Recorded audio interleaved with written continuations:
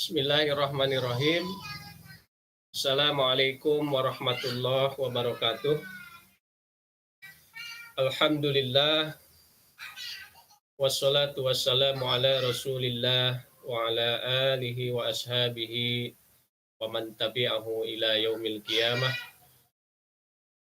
Asyhadu an la ilaha illallah wahdahu la syarikalah wa asyhadu anna Muhammadan abduhu wa rasuluh. Amma ba'du. Para hadirin semuanya, para mahasantri dimanapun berada, alhamdulillah pada sore ini kita bertemu kembali dalam kajian ilmu mantik. Mudah-mudahan kita semua dalam keadaan sehat dan senantiasa berada dalam lindungan Allah Subhanahu wa taala. Pada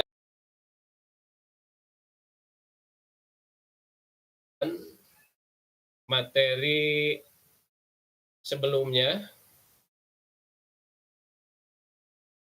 yaitu dengan tema atau pembahasan dilalah, ya, jenis-jenis dilalah. Sebelumnya itu kan lafad dan dilalah. Nah, pertemuan kemarin itu jenis-jenis lafad atau term, dan sekarang itu adalah jenis-jenis dilalah atau tanda.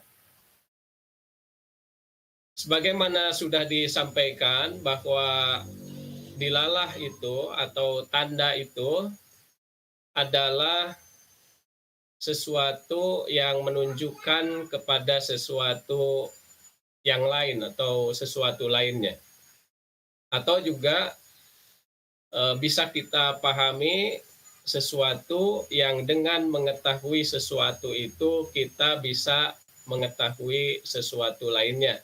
Nah, ini sudah dijelaskan di dalam pertemuan sebelumnya, dan sekarang kita akan membahas jenis-jenisnya, jenis-jenis dilalah atau jenis-jenis tanda. Dilalah itu pada garis besarnya terbagi kepada dua. Ada dilalah ghair lafdiyah, ya, dilalah atau tanda bukan berupa lafad. Dan kedua itu adalah dilalah lafdiyah, dilalah berupa lafad. Nah, yang ghair lafdiyah, yang bukan lafad, itu sebelumnya juga sudah diulas, ya. Terbagi lagi sebetulnya, ya. Terbagi lagi, itu ada ghair lafdiyah akliyah, ya. Jadi tanda atau dilalah itu bukan merupakan lafad dan menunjukkannya kepada sesuatu lain itu melalui akal, ya. Nah, itu yang akliyah, ya.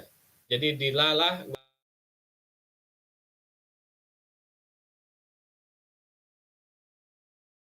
itu seperti misalnya makanan, ya, tersaji di atas meja, itu menunjukkan adanya yang menyajikan. Nah, makanan yang tersaji di atas meja itu ghair lafdiyah, itu, ya, bukan lafad. Nah, kemudian menunjukkan pada sesuatu, yaitu yang menyajikan, itu dipahaminya oleh akal.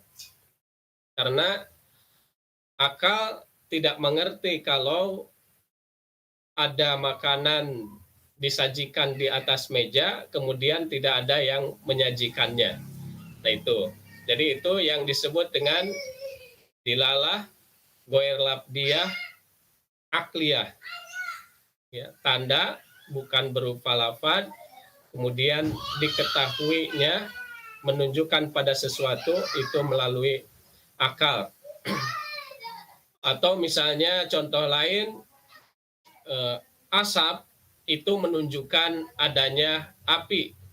Nah, asap itu bukan lafad, ya, atau ghairul lafdiyah, itu bukan lafad, ya, tetapi asap itu menunjukkan adanya api. Nah, itu berarti dilalah dan diketahuinya melalui akal, ya, diketahuinya melalui akal. Dan contoh-contoh lain lah itu mungkin nanti bisa dipahami sendiri. Kemudian ada dilalah ghair lafdiyah tabi'iyah. Nah ini, dilalah ghair lafdiyah tabi'iyah.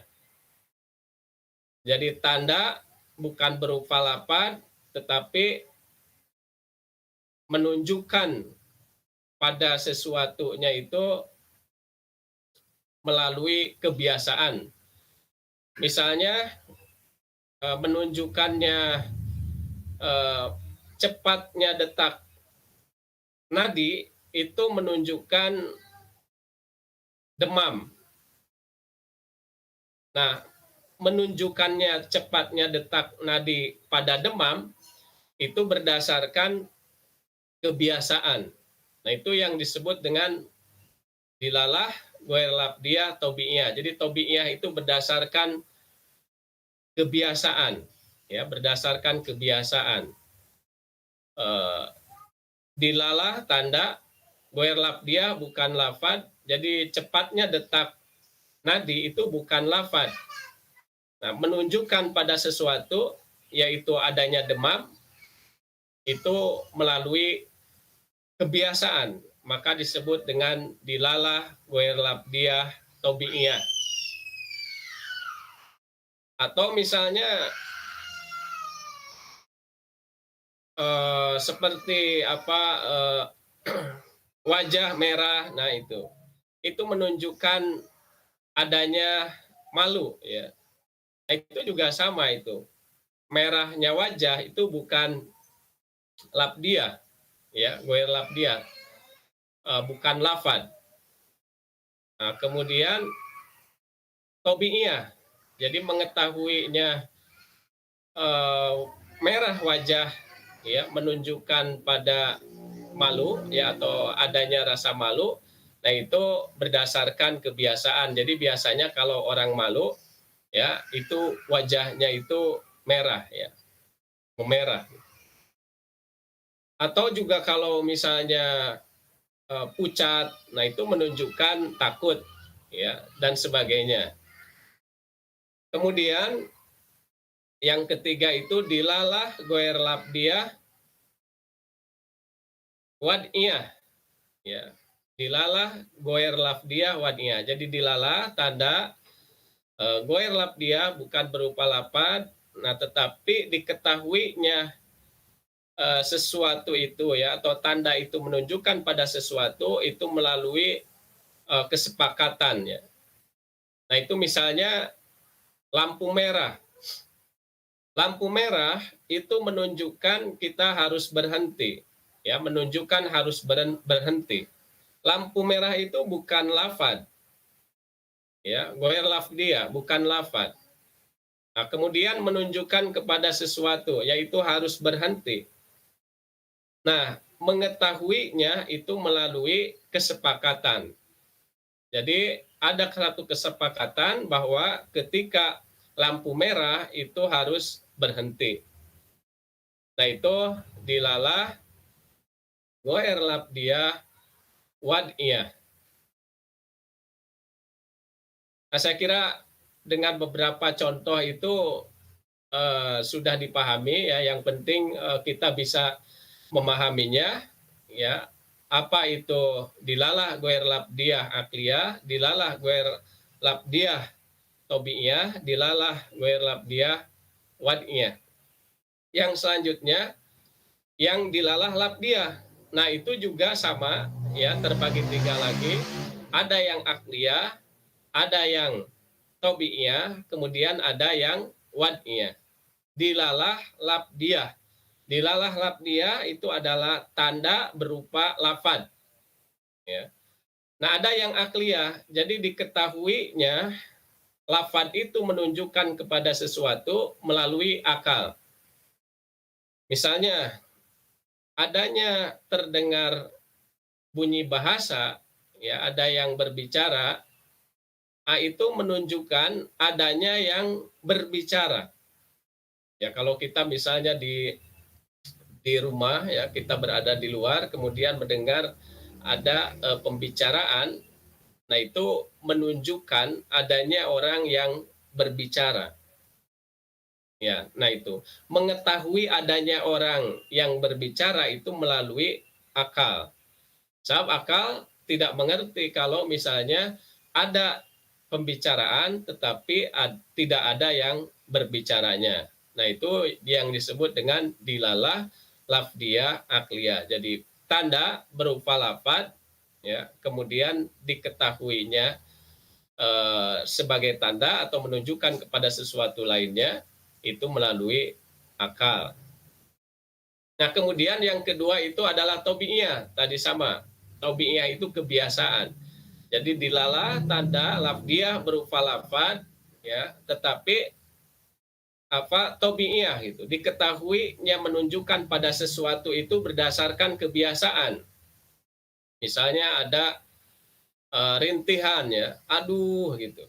Nah, itu adalah lafad ya, adalah lafad. Lafad itu lafad aduh itu ya, rintihan aduh itu menunjukkan kesakitan gitu, menunjukkan kesakitan. Nah, menunjukkannya aduh ya kepada kesakitan itu diketahui melalui kebiasaan. Jadi biasanya orang yang sakit itu suka merintih ya dengan lafaz aduh gitu atau gitu ya. Nah, itu. Jadi itu yang disebut dengan dilalah lafdiyah tobi'iyah. Yang ketiga itu wad'iyah. Jadi sama tadi, dilalah lafdiyah wad'iyah. Dilalah tanda ya, lafdiyah berupa lafad, wad'iyah itu kesepakatan. Ya, ada satu kesepakatan. Misalnya memahami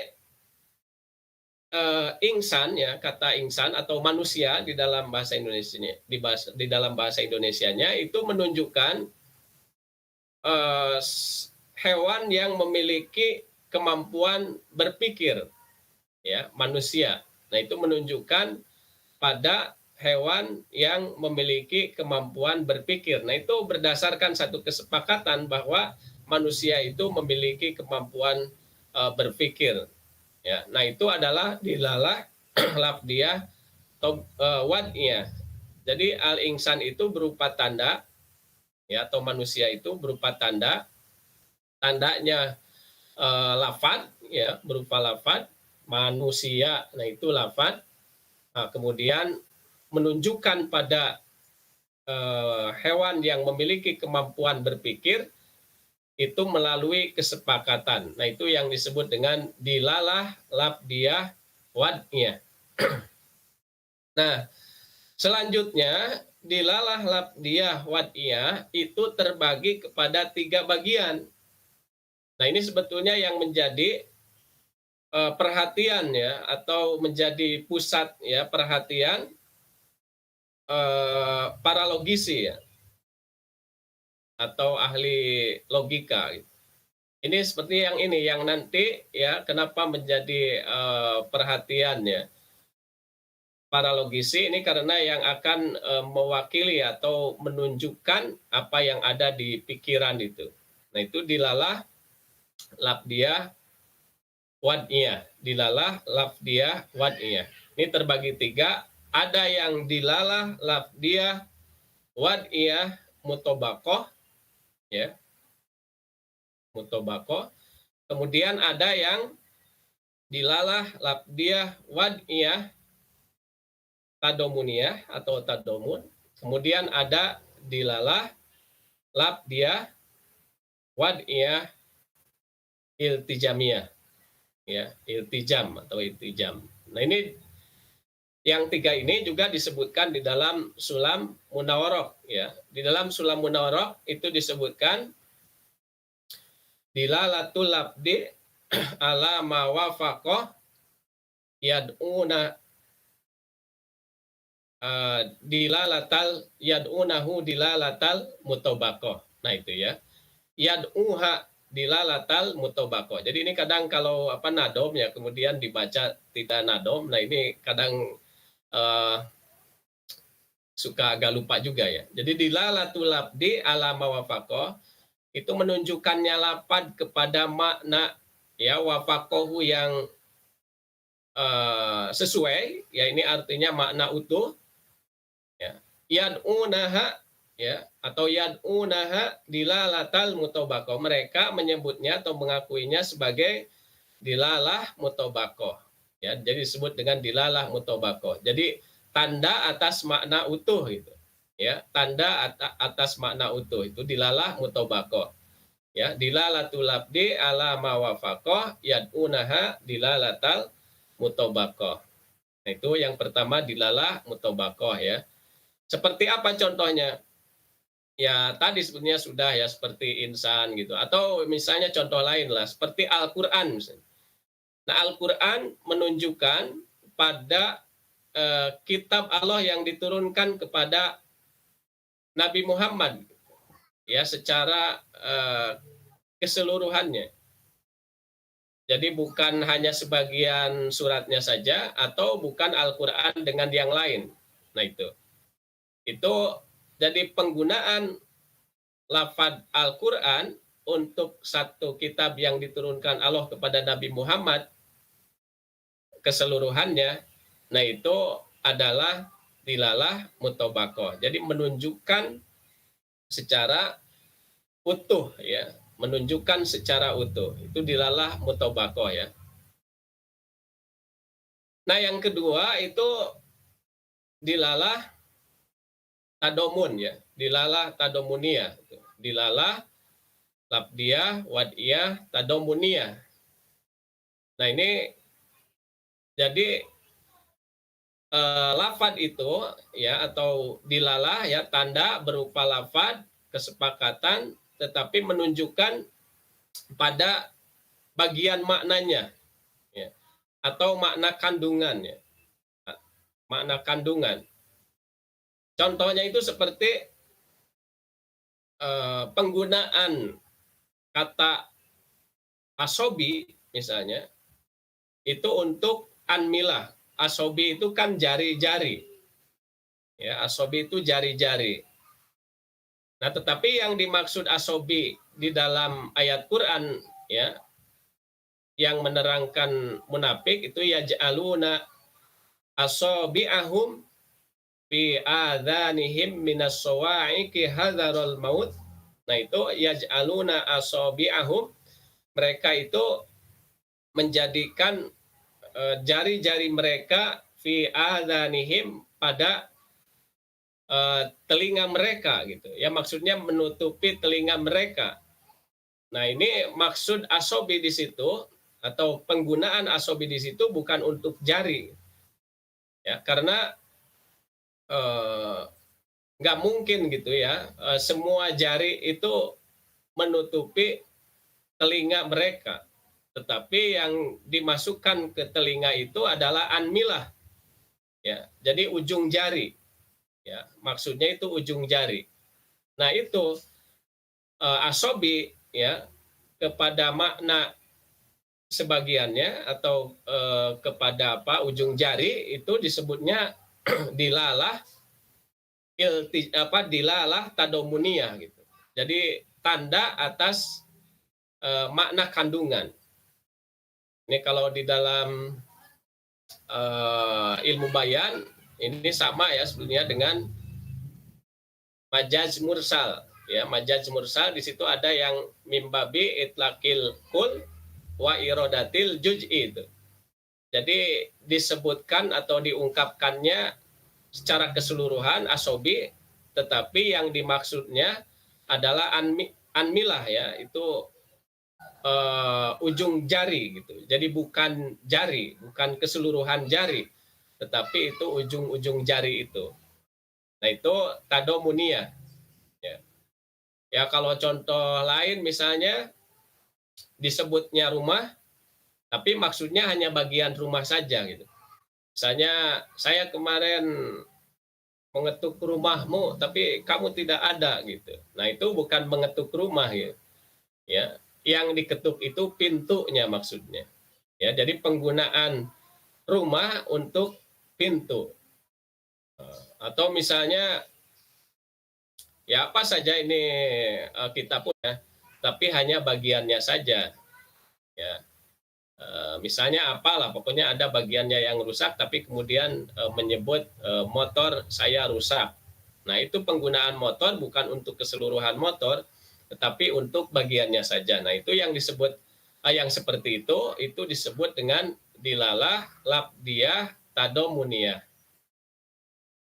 Yang ketiga itu dilalah labdiah iltizamiyah. Ya. Nah, di situ juga disebutkan ya di bait keduanya wajuj uhu tadomunan wa malazim bahwal tijamuan biaklinil tujim. Jadi kalau bagiannya, kalau menunjukkan kepada bagian maknanya itu tadomun, ya tadomun. Wa malazim kalau kepada makna lazimnya, makna konsekuensinya atau yang ada keterkaitannya itu bahwal iltijam. Itu disebutnya dengan iltijam an biaklinil tujim. Itu dipastikan dengan akal gitu, ya. Nah, itu. Jadi yang terakhir atau yang ketiga itu adalah dilalah labdiyah wad'iyah iltizamiyah. Nah, ini ketika suatu lafad itu menunjukkan kepada makna iltizamnya, makna konsekuensinya. Jadi bukan makna yang sebenarnya, ya, tetapi itu makna konsekuensinya, ada ikatan yang erat gitu, ada keterkaitan. Misalnya menggunakan kata Hitler, ya, itu untuk diktator. Ya. Misalnya negara itu jangan seperti apa ya, gimana itu kalau di dalam kalimat tuh. Pokoknya jangan seperti jangan ya seperti Hitler misalnya. Nah, itu maksudnya bukan Hitler. Kalau Hitler itu kan pimpinan Jerman ya, tapi maksudnya di situ jadi jangan otoriter gitu. Nah, itu. Jadi untuk makna otoriter gitu. Jadi Hitler digunakan atau dipahami untuk makna otoriter. Itu kan otoriter itu bukan Hitler ya, artinya di luar itu. Nah, tetapi ada keterkaitan gitu, ada keterkaitan. Sehingga kalau mendengar kata Hitler, itu di pikiran kita itu ada makna otoriter gitu, ada makna otoriter. Dan mungkin saja sebaliknya itu ada misalnya kalau kita dengar siapa gitu, kemudian di mana kita itu ya ada misalnya apa ada makna toleransi misalnya begitu ya. Nah, itu namanya iltizamiyah gitu. Ya, atau misalnya mendengar bahwa Ahmad itu buta gitu. Nah, itu di pikiran kita bisa saja ada makna iltijam. Ya, artinya ada kemungkinan melihat gitu. Ya, so, kalau buta itu kemungkinan melihat ya. Kalau manusia yang butanya itu Ahmad itu manusia, Ahmad itu buta, nah itu ada makna kemungkinan bisa melihat. Ya kan ada yang buta kemudian diobati itu bisa melihat. Gitu. Berbeda kalau misalnya dinding ini buta gitu. Nah, itu kan tidak ada makna itu. Ya, tidak ada makna kemungkinan melihat. Ya. Jadi kalau dinding itu tidak melihat, ya udah saja tidak melihat. Tapi kalau Ahmad tidak melihat, nah itu ada kemungkinan melihat. Nah, itu yang disebut dengan makna iltizamiyah atau dilalah iltizamiyah. Jadi menunjukkan kepada makna konsekuensi. Ya, menunjukkan kepada makna konsekuensi. Saya kira Dengan contoh-contoh yang saya sampaikan, mudah-mudahan bisa dipahami pembagian tentang dilalah ini, ya. Eee, yang penting kalau kita paham itu nanti bisa mengembangkan contoh-contoh yang lain, karena kalau disebutkan di sini juga dengan banyak contoh, ya lama juga gitu. Ya itu, jadi mudah-mudahan, dengan contoh-contoh yang sudah disampaikan, pembagian dilalah ini bisa dipahami ya. Mungkin sekali lagi saya menyimpulkan bahwa dilalah itu pada garis besarnya terbagi kepada dua, ya ada dilalah goer labdia, jadi tanda bukan berupa lapad, ada dilalah labdia, tanda berupa lapad. Nah yang tidak berupa lapad terbagi tiga, itu ada yang akliyah, diketahuinya dengan akal, ya ada yang tabi'iyah diketahuinya berdasarkan kebiasaan, kemudian ada yang wad'iyah diketahuinya berdasarkan kesepakatan. Nah, kemudian yang dilalah lafdiyah, yang tanda berupa lapad juga terbagi tiga, ada yang akliyah, ya diketahuinya melalui akal, ada yang tabi'iyah diketahuinya berdasarkan kebiasaan, kemudian ada juga yang wad'iyah ya berdasarkan ketetapan. Nah, kemudian yang dilalah lafdiyah wad'iyah itu terbagi tiga lagi. Ya ada dilalah mutobakoh ya. Ketika menunjukkan kepada makna yang utuh ya. Kemudian ada dilalah wad'iyah tadomuniyah yaitu ketika menunjukkan kepada sebagian maknanya. Kemudian ada dilalah lafziyah wad'iyah iltijamiyah, itu ketika menunjukkan kepada makna konsekuensinya. Itu saja yang bisa saya sampaikan ya, dan kita bahas pada kesempatan sore ini. Mudah-mudahan bisa dipahami. Mohon maaf kalau ada kesalahan. Wabillahi taufik wal hidayah. Wassalamualaikum warahmatullahi wabarakatuh.